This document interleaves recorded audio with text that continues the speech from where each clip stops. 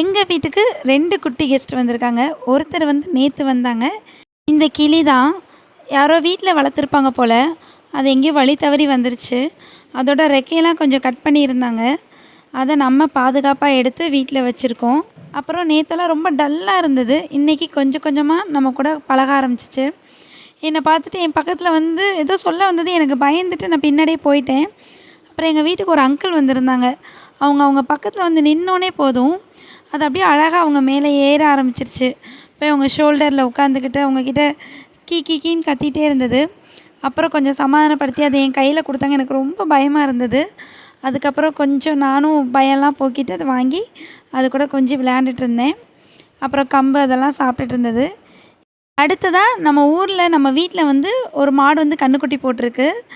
அதுவும் இன்றைக்கி தான் போட்டிருந்தது. அதுவும் ரொம்ப ஹாப்பியாக இருந்துச்சு. இவங்க 2 பேருக்கும் என்ன பேர் வைக்கலான்னு சொல்லி